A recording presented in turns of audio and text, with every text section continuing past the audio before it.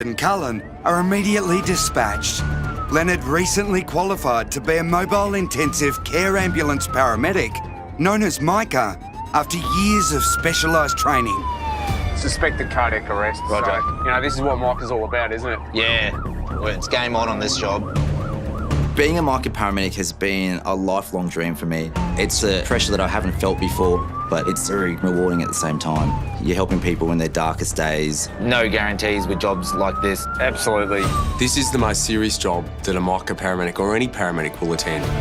When a patient is in cardiac arrest, their heart has stopped pumping and they're not getting oxygen to their brain or their vital organs. And within minutes, the patient can die. I've also organised the fire brigade that can help with these situations, so they might arrive first, okay? Now, is there a defibrillator available? No. Okay, listen carefully. I'll tell you how to do the resuscitation, okay? Yep. Place the heel of your hand on the breastbone of the centre of the chest. Yes. Right between the nipples. Put your other hand on top of that. Pump the chest hard and fast, at least twice per second, 5 centimetres deep.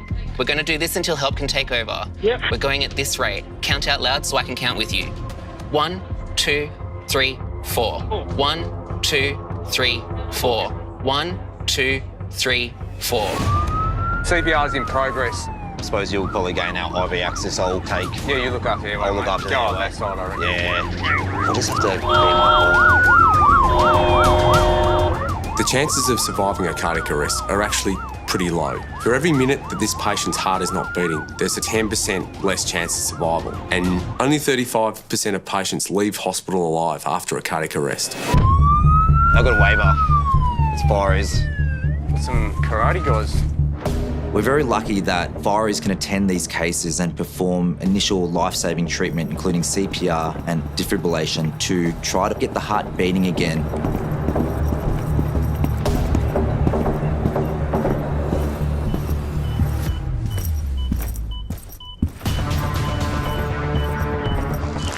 G'day guys, Cullen from the ambulance. Perform one shot. Yep. How long to your next changeover? Probably about another minute. Yeah.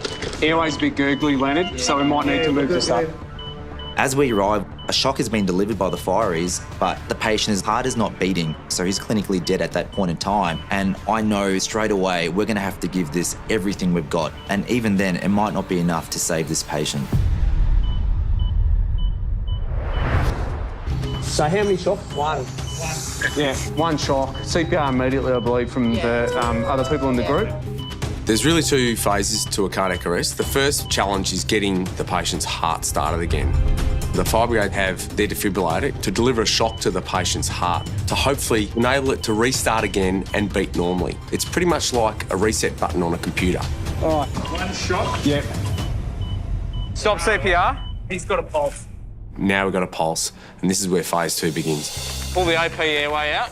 Turn your suction on. We need to protect their airway to ensure that they get as much oxygen to their brain and organs as possible. Airway's incredibly soiled. We'll need suction there. Have you got suction, guys? So how many shots? One. We suction the airway to make sure it's clear and then proceed to ventilate the patient with oxygen. We've got the heart beating again, but the patient is not breathing effectively. He's taking some breaths.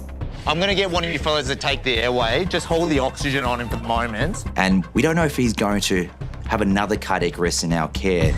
And who knows how much damage has already been done to the organs.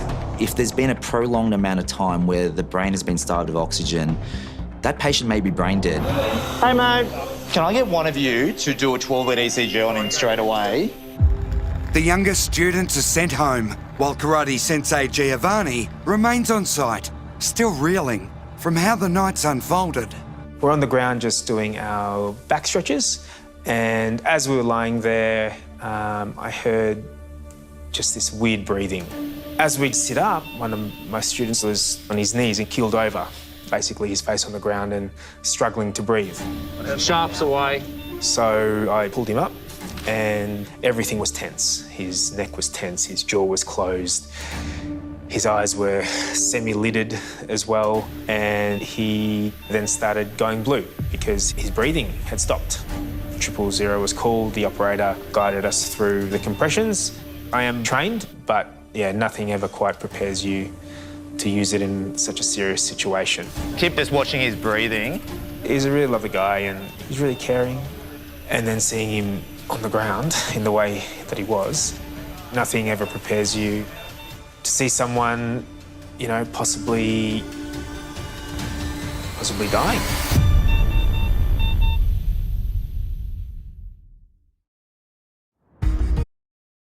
I reckon at this stage we're going to need a set of fire aside. Yes. Back with the 46-year-old karate student, his heart is beating again. But Leonard and Cullen are concerned about his breathing. His airway looks relatively clear. I've given him a good suction, so I'm happy at that at the moment. Even though the patient is breathing, his breathing isn't effective enough to deliver the right amount of oxygen to his brain and organs. We're going to basically intubate this person.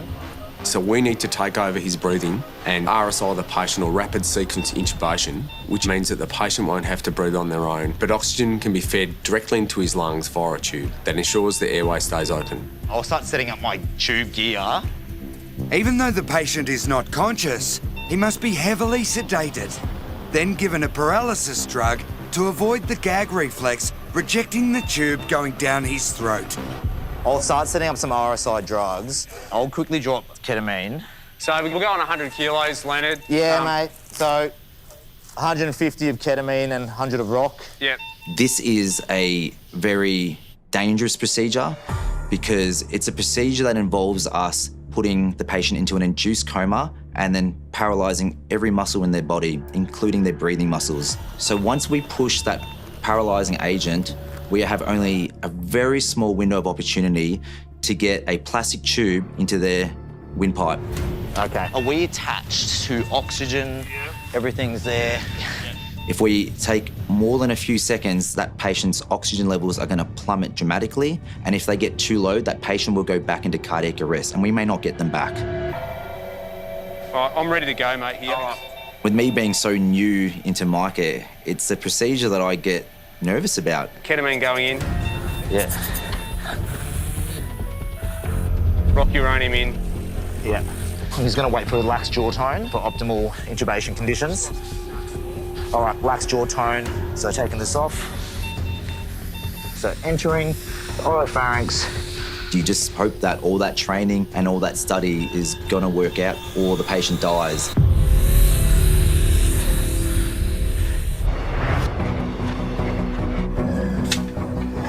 Erica and Taz are treating intensive care paramedics Cullen and Leonard have paralysed all their karate patients' muscles, including the ones for breathing, so they can feed extra oxygen to his lungs via a tube. Bend that a little bit, curve it a little bit for me, mate. Until we pass the tube, the patient isn't breathing. So the longer we take, the longer the patient is being starved of oxygen. Yep, that's through. And then we'll ventilate. Once I insert the breathing tube, just because I think I've seen it go into the right hole doesn't necessarily mean it is. So I have to give a few breaths to the patient and watch on my monitor for clear indicators that I have done it successfully. That's still 99%. 99%. Confirmed. Yeah, good job, Leonard. No worries, mate. And once I see that his oxygen levels are improving, there's a massive internal sigh of relief. We're just going to secure things and then we're going to start moving. We've done it. The patient's airway and breathing is stabilised from here on in. So, guys, the intubation was successful. Short downtime, and it would look like would have been pretty good CPR from a karate group. So hopefully we'll have a really good outcome. Ready, set, go. Yep, perfect. Although we've stabilised the patient and taken full control of their airway, breathing and circulation, the patient's not out of the woods. Let's move in slowly. We actually don't know what's the cause of the arrest. And because we don't know, they can re-arrest at any point in time, and that's why it's critical that we get to hospital really fast. I'm just going to run through the checklist. Yeah. So airway's fine, there's no secretions of vomitus that I need to worry about. The tube, it's 23 at the lips. And we don't want to miss anything. Highly stressful jobs, no matter how experienced you are, you're open to forgetting something because your mind is thinking about 1,800 things at once. So checklists are a lifesaver. And we've got end titles confirmed, yes. Sats are good still. As we arrive at hospital, I know that we've given the patient the best chance possible, but that doesn't mean that he's going to have a long-term prospect of survival. The fight starts now. He's going to end up in intensive care. He's going to be there for a significant amount of time. Yep. There's no guarantee that he will wake up. And if he does wake up, we don't know what condition he will be in. Tell you what, you earn your keep at these jobs, don't you? Oh, mate. It's been 8 weeks since Leonard and Cullen were called to a cardiac arrest at a karate studio. Only 10% of these patients survive. And while the man was delivered to hospital with a pulse, his long-term prognosis could still go either way. It was 5 days until karate sensei Giovanni got news that his student had been brought out of an induced coma. The relief came when he woke up, and he was actually quite communicative. Incredibly, the man suffered no lasting injuries, in large part due to Giovanni starting CPR within 90 seconds. The first responders then did their bit, which explains why Victoria has one of the highest survival rates for cardiac arrest in the world. Hearing that the patient's expected to make a full recovery gives me such an unbelievable feeling. It's why I decided to become a paramedic. But we can't take all the credit. It was his friends who found him in cardiac arrest. It was his friends who called 000 and performed early CPR. They're heroes. They should be so proud of each other. It's not every day you're able to help save someone's life, so it's a pretty amazing feeling. The man is expected to return to training soon, and Giovanni is more ready than ever.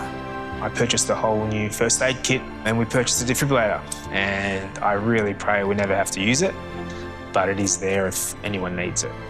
At the end of the day, if it was to happen again, I wouldn't be able to forgive myself if I didn't get one.